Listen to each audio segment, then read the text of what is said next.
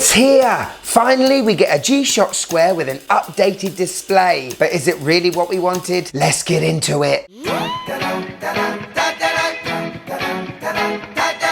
Yes, and welcome to the MadWatch Collector Show. So it's been 40 years since the first G-Shocj, the DW-H5600, and since 1983, the original G-Shocj Square has housed an LCD display, whether it be in positive or negative. 2023 is a huge milestone for the Square because Casio have given it an upgrade. You'd have to be blind not to see. Unfortunately though, they've given the DW-H5600 not just a display upgrade, but many. Now for most G-Shocj Square owners, what's one of the main complaints they have? And it's because of the design, but it's all to do with those recessed pushers. Very niggly, very hard to push in. You have to have a bit of nail, and if you haven't got a nail, that adjust button in the top left, forget about it. Keep that in mind. Also, before I show you this watch and give you a good old review on it, I want you to answer this question. Who is this watch marketed for? Keep that in mind as well. Obviously, being a G-Shocj Square nut, as soon as it was available online, Buy! partly because of having FOMO, fear of missing out, but also because of this channel, I wanted to show you whether this was worth it or not. It cost me £269 from G-Shocj's website, and I'll tell you at the end whether I think it's worth it. Are you incredibly clear screen ready? Let's go! So I thought I'd show you the box first. It is different to your normal regular G-Shocjs, and it seems like they're going all recycling these days. Anyway, like the other 40th anniversary watches I've shown you, this watch comes in a little Hessian bag. Put that to one side, open out the rest of the box, and we get something I have never seen for a G-Shocj before, a charger. Very interesting. Anyway, here's the moment you've been waiting for. Yes! And look at this absolutely striking beauty. If you can't read the time on this one, you're never gonna read the time. This is the look we've all been wanting. A memory in pixel display. A far superior display than the LCD. At quick inspection, it does look like a regular G-Shocj Square. They've gone for this kind of weird brown and orange look on the display. It shouts 70s to me, which is a little bit weird because G-Shocjs weren't around in the 70s, but it's a colorway that hasn't been used before, I suppose, and it looks pretty cool. The outer case is made of this bio resin. It's as supple as any premium G-Shocj I've ever held. The band looks long, which is great for big wristers. Also, there's a lot of buckle holes. You are definitely going to get a good fit with this. Maybe. So other than the display, it looks like a regular G-Shocj Square. Turn it round though, and it looks like a completely different animal. Yes, this watch is equipped with a heart monitor, and that mound in the middle of it reads your heart. And I've got to say, it really does stick out. I've got a feeling that could be uncomfortable and could leave a paw print on your wrist. At the bottom of that case back, you can see two little copper circles. That's for the little peg charger. Very unique way of charging the watch. The good thing is you'll never need to change the battery in this thing. Not only is it chargeable, but it's also powered by the sun. Not tough solar, but the sun rays can give it enough energy to top up the power. As long as this watch gets enough daylight, apparently it can last you a good 11 months, provided you don't touch many buttons. I've just noticed that the housing where the lugs are, there is no screw. And I'm just testing something. Oh, that is ridiculous. Right.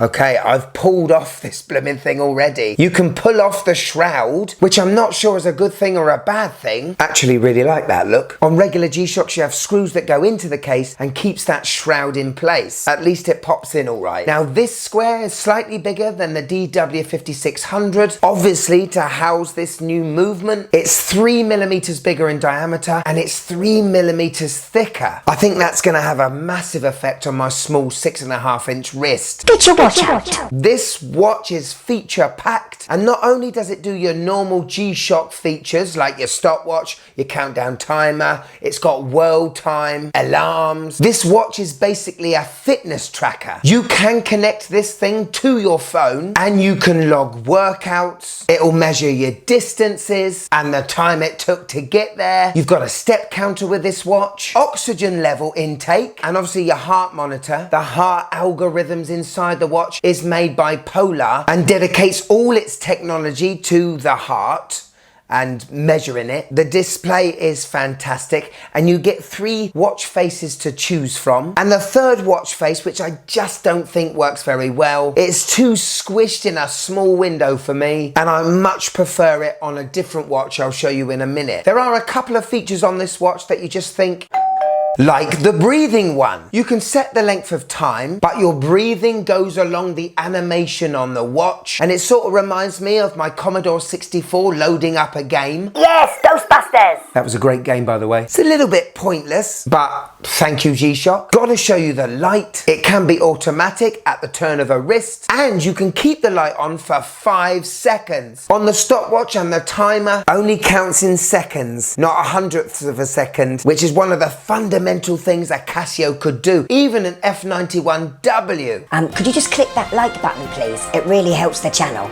Thank you. Anyway, all that aside, there are a lot of features here, isn't there? It's operating them that sort of becomes a bit of an arse or a chore. This G-Shocj does not operate like your regular ones. It's gonna take some time to get used to. The top left pusher is no longer your adjust button anymore. It's more of an execute button. You've still got your mode button in the bottom left, but you've got to treat this square like a computer. The bottom right pusher is your back button. And trust me, you're gonna wanna go back a few times. Now remember what I said about the G-Shocj recessed buttons? You need to interact with this watch a lot. Most of my G-Shocj I put on my wrist and that's what it does. That's the job it does. And I might use the stopwatch now and then. This one, to operate all the features, you have to use all these recessed buttons and it's just not a fun and easy experience. But that is how G-Shocjs were designed. I can't see a non-G-Shocj square lover paying £269 for this watch, when we know a Garmin, a Fitbit and an Apple Watch can do all these features but 10 times better with a far better experience. It's really hard to see who this is marketed for. Hello. On my 6.5-inch wrist, and it looks pretty good, doesn't it? The strap is comfortable, but I can feel the mound underneath the case back. Plus the straps that go into the case really do stick out more, and I can feel them. Now I've had this watch for 3 days now. I made sure I kept it on for a full day, did 27,000 steps, apparently. But at the end of the day, I took the watch off, and what did I see on my wrist? I'd been tagged by Yogi Bear. Now this watch wasn't on super tight, but for the whole day, that heart monitor has been pressing against my wrist, making it feel a little bit irritable. And I've got to say, this is probably the first G-Shocj square I wasn't massively chuffed in wearing. No, for wearability, I definitely go with a 5600, a 5610, my beautiful 5000U, and my even more beautiful DW-5040. That watch is beautiful. But none of them comes anywhere close in legibility than this DW-H5600. Why can't we have a regular G-Shocj with regular functions showing off this MIP display? I think that's all we were ever asking for.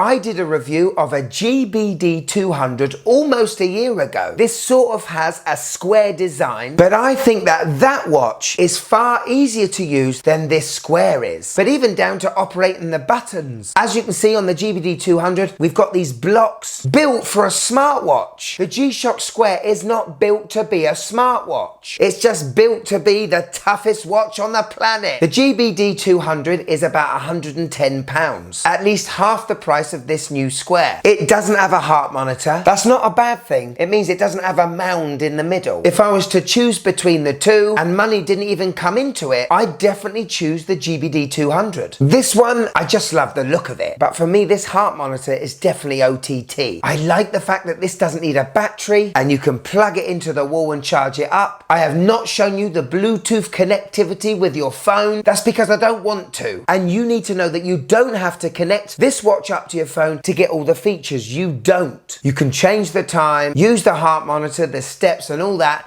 without connecting. We do need to ask ourselves who this watch is being marketed to. Now I think the only ones that are going to buy this watch are G-Shocj Square lovers. And I think probably only 25% of those that love the Square would love the fitness features. That is very niche-y, isn't it? And to be honest, I think Casio are probably 10 years behind in the smartwatch game. So, do I think that this DW-H5600 is worth £269? If you love your fitness and tracking your fitness and looking at fitness statistics, it's a win-win. But for me that just wants a G-Shocj square with a MIP display, it is definitely not worth it. My advice is to not buy this watch. Wait until you can get a 5600 that does away with the heart monitor and just gives you a MIP display. You can read the time from there, can't you? That is incredible. Before you go, just let me tell you something.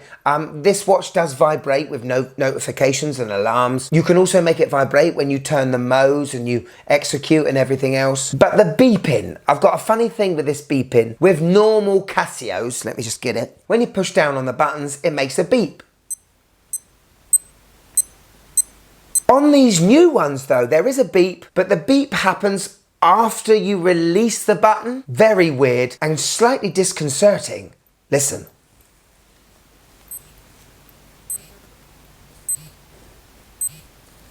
Sorry, I just wanted to get that off my chest. But if I got you for a few more minutes, why don't you check this show out? This is magical. Ha ha ha ha. If you're a G-Shocj lover or a Casio lover, this has probably been suggested to you. If you're not, why did you watch this show? But still, come on, click it. It's great. Click it. Click it.